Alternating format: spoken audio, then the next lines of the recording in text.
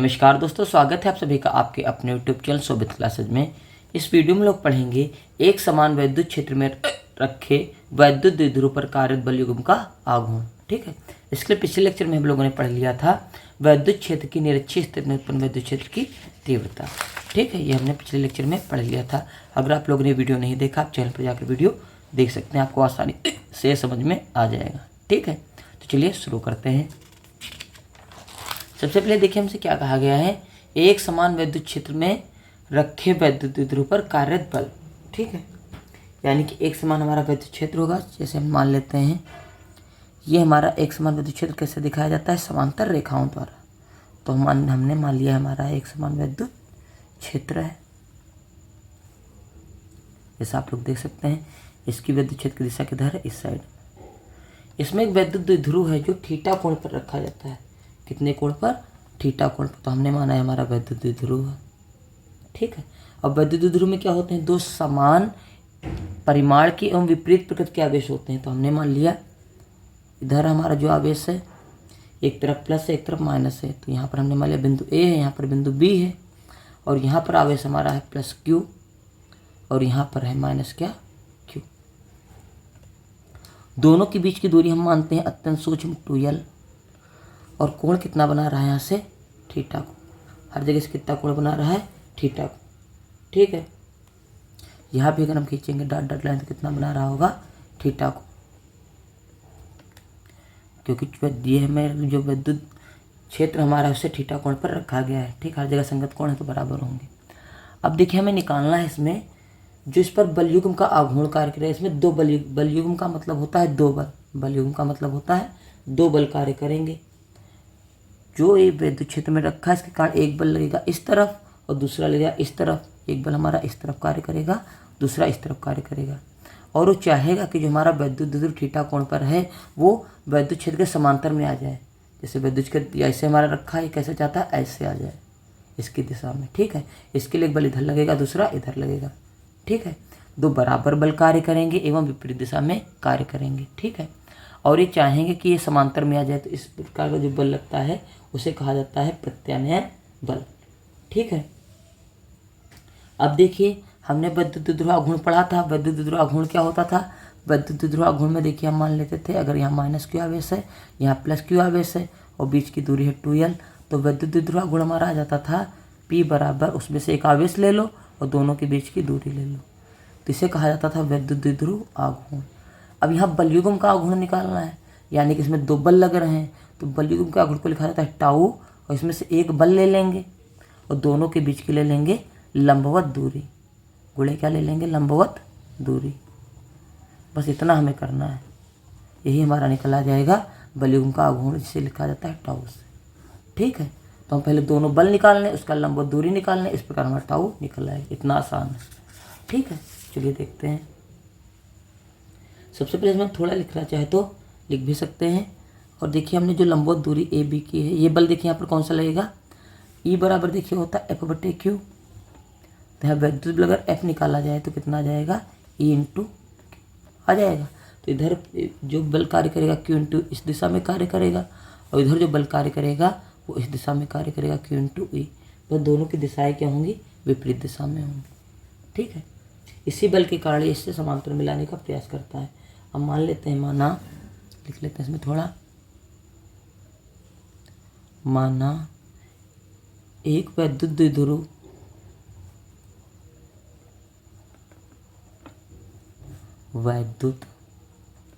द्विध्रुव जिसमें समान परिमाण है, ए बी हमारा है, समान परिमाण एवं विपरीत प्रकृति के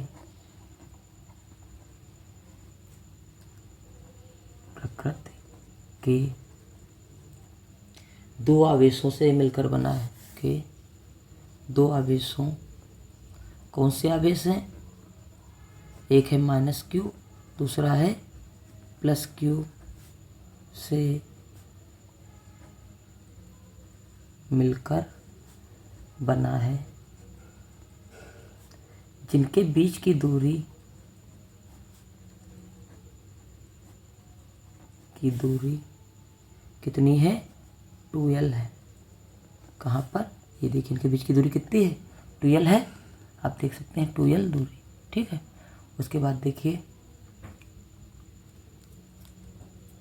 इसको रखा गया एक समान विद्युत क्षेत्र में, ठीक है। इस वैद्युत द्विध्रुव को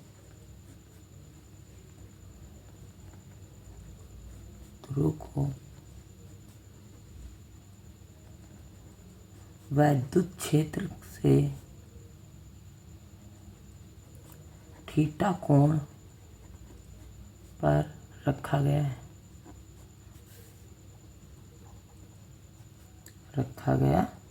है, ठीक है।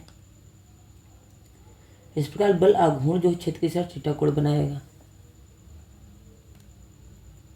इस प्रकार जिस पर बल आघूर्ण कार्य करता है, कौन सा, वैद्युत द्विध्रुव आघूर्ण P।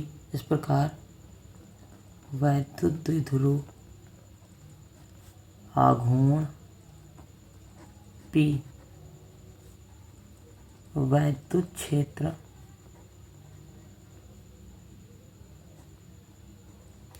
की दिशा से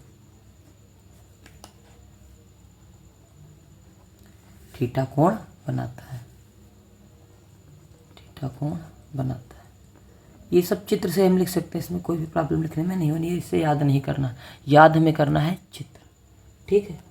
अब देखिए हमने क्या बताया था, आपको निकालना है अब बल, 2 बल, ठीक है। तो सबसे पहले हम निकाल लें प्लस क्यू आवेश पर कार्यरत बल, देखिए क्या हो जाएगा, प्लस क्यू आवेश पर कार्यरत वैद्युत बल, हमने बताया था कितना हो जाएगा, F बराबर E इंटू क्यू। तो इसे हम मान लेंगे प्लस क्यू के कारण F1 बराबर E इंटू क्यू इंटू ई। इसकी दिशा होगी इस साइड में, और इसकी दिशा किधर है, जिधर वैद्युत क्षेत्र की दिशा है उधर इसकी भी दिशा है। तो यहाँ लिख लेंगे वैद्युत क्षेत्र की दिशा में इसकी दिशा है, ठीक है। हम दिशा ले रहे हैं, परिमाण नहीं ले रहे हैं।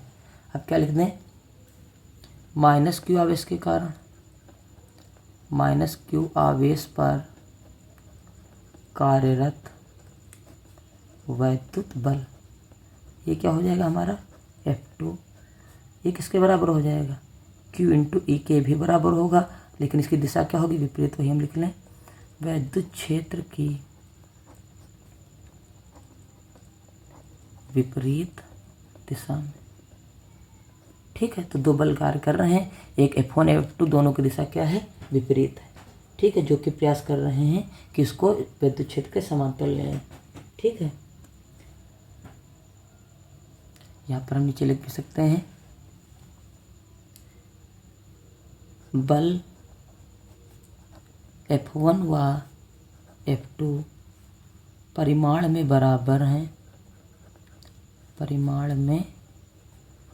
बराबर तथा दिशाओं में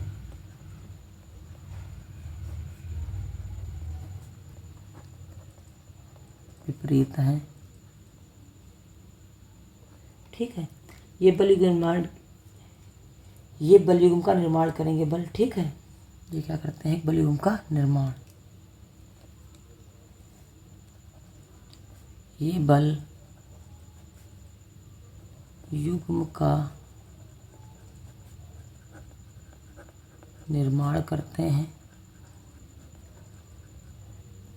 मतलब जोड़े इधर उधर लगा रहे हैं, जिसके कारण जो हमारा वैद्युत ध्रुव घूमकर किसके आ जाए, वैद्युत क्षेत्र की दिशा के समांतर, जो वैद्युत द्विध्रुव को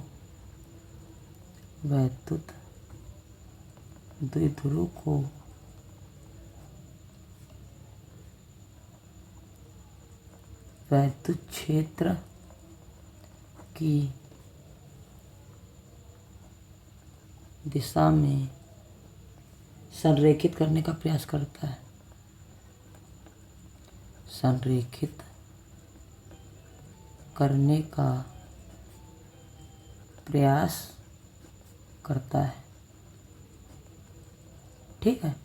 जो हमारा ये बल लगता है क्या चाहता है एक इधर बल लग रहा है, एक इधर बल लग रहा है, दोनों चाहते हैं कि ऐसे रखा है विद्युत क्षेत्र की दिशा में संरेखित हो जाए, यानी कि समांतर हो जाए।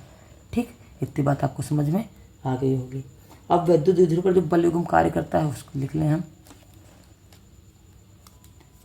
विद्युत द्विध्रुव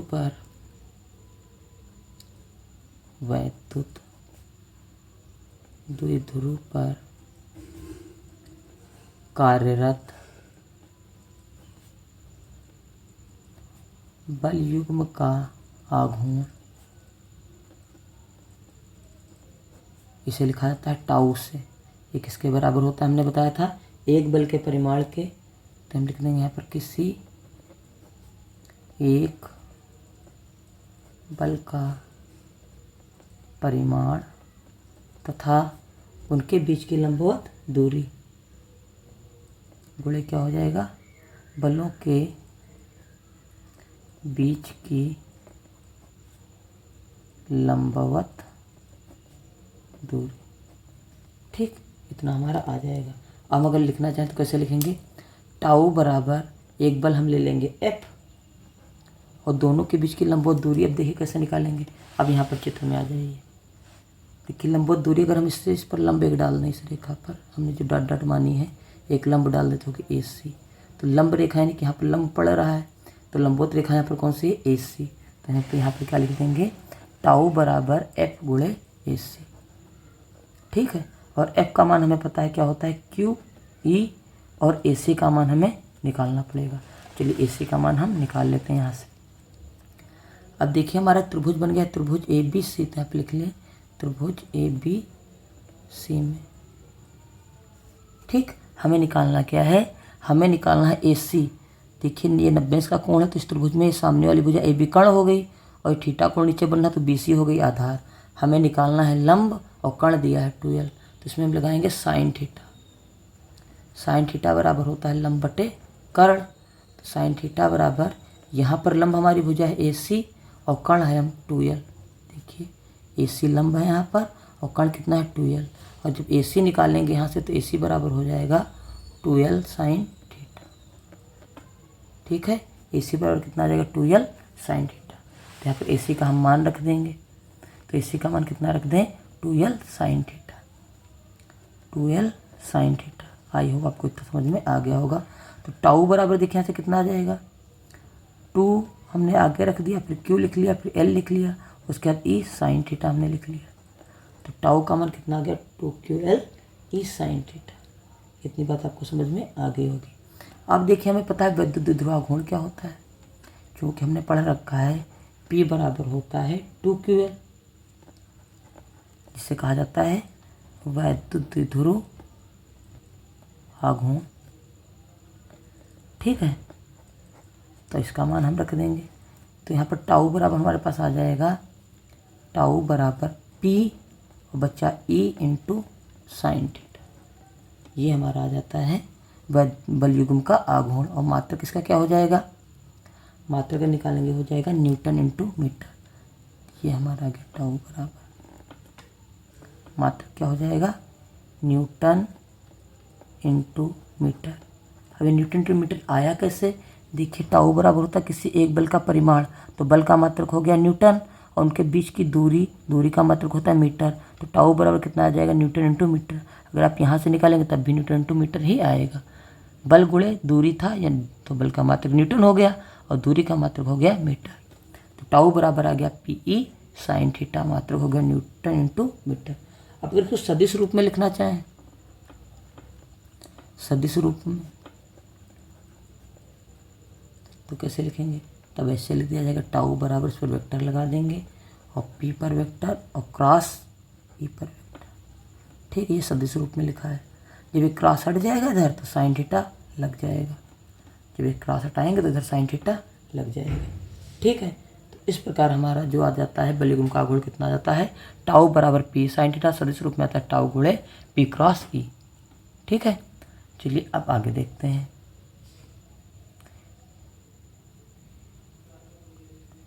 अब देखिए कुछ इसमें केस बन जाते हैं। कैसे केस बन जाते हैं, जो हमारा विद्युत क्षेत्र ऐसे था, विद्युत क्षेत्र की दिशा हमारा इस तरीके की थी, आपको पता है। अब इसमें एक बार विद्युत द्विध्रुव हम रखेंगे इसके समांतर, एक बार रखेंगे इसके विपरीत दिशा में और एक बार रखेंगे इसके लंबवत। फिर देखेंगे इसमें क्या क्या बदलाव आता है। ठीक, सबसे पहला हमारा केस है जब वैद्युत द्विध्रुव वैद्युत क्षेत्र के समांतर हो। जब वैद्युत द्विध्रुव वैद्युत क्षेत्र के समांतर तथा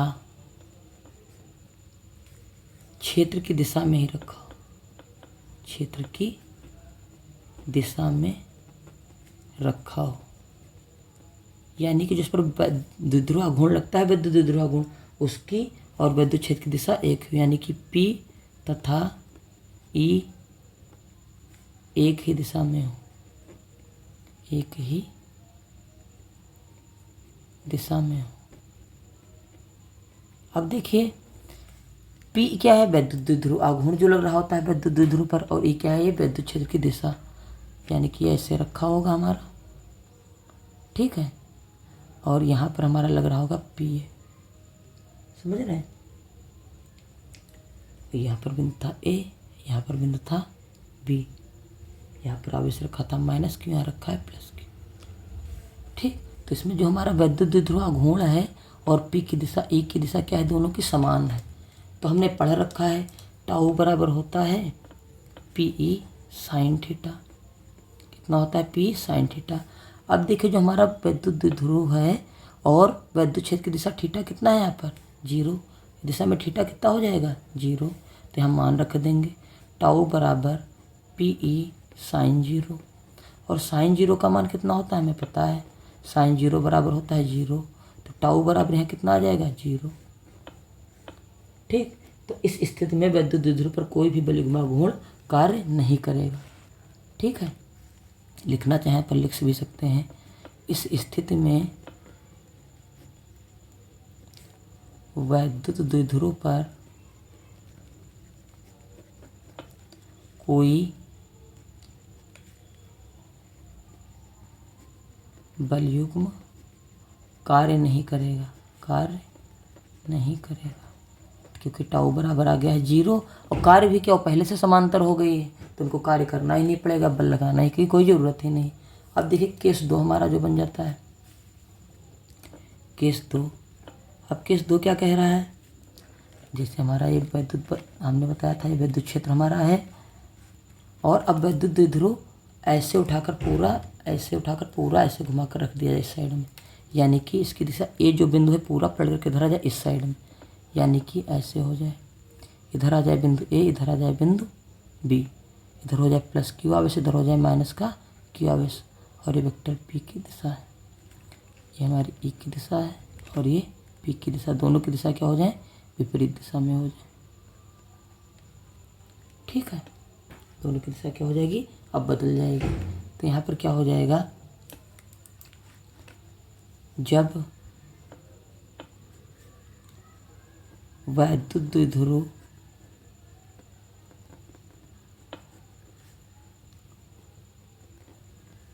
वैद्युत क्षेत्र के समांतर तथा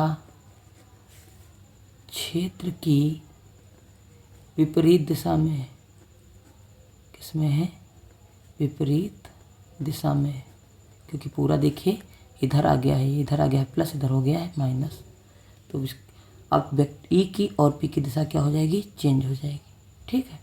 अब क्या हो जाएगा देखिए, इस केस में थीटा बराबर हो जाएगा 180 अंश, क्योंकि ए इधर था, अभी पूरा ऐसे घूम गया तब इस इधर आया है, थीटा कितना हो जाएगा 180। तो हमने पढ़ रखा है टाउ बराबर होता है PE साइन थीटा, तो टाउ का थीटा का मान रख दें तो PE कितना हो जाएगा यहाँ पर साइन 180, और चूँकि हमें पता है साइन 180 का मान कितना होता है 0, इसलिए टाउ बराबर कितना आ जाएगा 0। तो इस स्थिति में भी जो हमारा वैद्युत द्विध्रुव यहाँ पर रखा था उस पर कोई कार्य नहीं होगा, ठीक है। यहाँ पर लिख भी सकते हैं, इस स्थिति में वैद्युत द्विध्रुव पर कोई बलयुग्म आघूर्ण कार्य नहीं करेगा।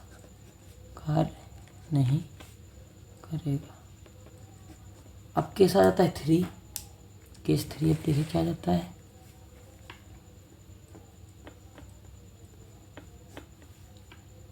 जब वैद्युत द्विध्रुव वैद्युत क्षेत्र के लंबवत रखा हो, वैद्युत क्षेत्र के लंबवत रखा हो, यानी क्या हो जाएगा, जो हमारा वैद्युत द्विध्रुव आघूर्ण है तथा वैद्युत क्षेत्र की दिशा E क्या है, लंबवत हो गई है। जो लंबवत हो जाएंगे थीटा बराबर हो जाएगा 90 अंश। यानी कि इस समय कैसे रखा होगा, ये हमारा है वैद्युत क्षेत्र। अब वैद्युत द्विध्रुव आघूर्ण को उठाकर ऐसे रख दिया गया इस साइड। यहाँ बिंदु आ गया है A, यहाँ पर आ गया है B। तो यहाँ से कोण कितना बना रहा है, 90 अंश का। यहाँ बेस हो गया होगा हमारा +Q, इधर हो गया होगा -Q। तो इस स्थिति में हम देखते हैं इस पर कितना कार्य होगा। ठीक है, तो टाउ बराबर हमने पढ़ा रखा होता है P sin थीटा। अब थीटा का मान रख दें तो टाउ बराबर आ जाएगा PE sin 90। चूँकि sin 90 का मान होता है 1, sin 90 बराबर 1, इसलिए टाउ बराबर हो जाएगा PE, केवल टाउ बराबर PE। ठीक है, ये टाउ मैक्सिमम होता है क्योंकि उन दोनों में 0 था, इसमें होता है टाउ PE। मैक्सिमम का मतलब क्या है, इस स्थिति में जो हमारा बलयुग्म का आघूर्ण है वो सबसे अधिक कार्य करेगा। तो हम चाहे नीचे लिख भी सकते हैं, इस स्थिति में किस स्थिति में, जब वैद्युत द्विध्रुव आघूर्ण वैद्युत क्षेत्र के लंबवत हो जाए, इस स्थिति में वैद्युत द्विध्रुव पर अधिकतम सबसे ज़्यादा बलयुग्म आघूर्ण कार्य करेगा। अधिकतम बलयुग्म आघूर्ण कार्य करेगा। ठीक है, तो इस प्रकार ये हमारा वैद्युत द्विध्रुव पर बलयुग्म का आघूर्ण कंप्लीट हो जाता है। ठीक है, आप इसको शुरू से एक बार देख लीजिए। ठीक, देखिए हमारा एक समान वैद्युत क्षेत्र रखा है, इसमें एक वैद्युत द्विध्रुव रखा है जो थीटा कोण पर रखा है, जिनके बीच की दूरी है 2L। तो इस पर दो बल कार्य करेंगे बराबर और विपरीत दिशा में। इधर करेगा QE, इधर करेगा भी QE, लेकिन दिशा क्या होंगी, दोनों की विपरीत दिशा होंगी। ये चाहेंगे कि हमारा जो वैद्युत द्विध्रुव थीटा कोण पर रखा है वो इसके समांतर हो जाए। ठीक है, तो +Q अब इस पर कितना बल कार्य करेगा, F1 बराबर QE, -Q इस पर भी यही कार्य करेगा, बस दोनों की दिशा क्या हो जाएंगी, विपरीत। अब वैद्युत बल युग्म का आघूर्ण होता क्या है, एक बल का परिमाण गुणे बीच की दूरी। तो हमने यहाँ पर लिख दिया F और गुणे लंबवत दूरी हमारी देखें कितनी थी, AC, और AC का मान हमने यहाँ से निकाल लिया है। sin थीटा बराबर होता है लंब बटे कर्ण, तो sin थीटा बराबर AC बटे 2L, तो AC बराबर आ जाएगा 2L sin थीटा। देखिए हमने यहाँ पर मान भी रख दिया है, F का मान रख दिया QE और AC का मान रख दिया 2L sin थीटा। तो यहाँ पर आ जाएगा टाउ बराबर 2QLE sin थीटा, और 2QL की जगह हम लिख देंगे P, क्योंकि P होता है 2QL जिसे कहा जाता है वैद्युत द्विध्रुव आघूर्ण। तो टाउ बराबर कितना आ गया, P sin थीटा। तो टाउ बराबर कितना आ गया, P इंटू E। ठीक है, इसका जैसे केस थे हमारे, पहला केस देखिए, जब वैद्युत द्विध्रुव वैद्युत क्षेत्र के समांतर तथा वैद्युत क्षेत्र की दिशा में हो। जब इस दिशा में समांतर होंगे और इसकी दिशा भी समान होगी तो कोण कितना बन जाएगा, 0 का। इस प्रकार टाउ बराबर 0 लगता है और इस स्थिति में वैद्युत द्विध्रुव पर कोई बलयुग्म आघूर्ण कार्य नहीं करता है। अब जब समांतर हो लेकिन विपरीत दिशा में हो, यानी कि पूरा इधर चेंज होकर आ गया हो, जो हमारा टाउ इसमें कार्य करता है उसकी और वैद्युत क्षेत्र की दिशा क्या हो गई है, अब विपरीत। तो थीटा बराबर हो जाएगा 180 अंश, तो टाउ बराबर P sin थीटा, इसमें 180 का अंश का मान रख दिया, साइन 180 अंश का मान होता है 0, तो टाउ बराबर पूरा हो गया 0। तो इस स्थिति में भी वैद्युत द्विध्रुव आघूर्ण पर कोई बलयुग्म का आघूर्ण कोई कार्य नहीं करेगा। उसके बाद अगर हम वैद्युत द्विध्रुव को वैद्युत क्षेत्र के लंबवत रख दें तब टाउ बराबर हो जाएगा PE, जिसे कहा जाता है टाउ मैक्स बराबर PE, क्योंकि इस स्थिति में वैद्युत जो हमारा बलयुग्म का आघूर्ण कार्य करता है वो सबसे अधिकतम होता है। ठीक है, तो आई होप आप लोग को वैद्युत द्विध्रुव पर बलयुग्म का आघूर्ण समझ में आ गया होगा। अगर समझ में आ गया तो जल्दी से वीडियो लाइक कर दीजिए। अगर चैनल पर तो चैनल को सब्सक्राइब कर लीजिए। वीडियो अच्छा लगा हो तो सब्सक्राइब जरूर करिए। और वीडियो देखने के लिए बहुत बहुत धन्यवाद। Thank you very much.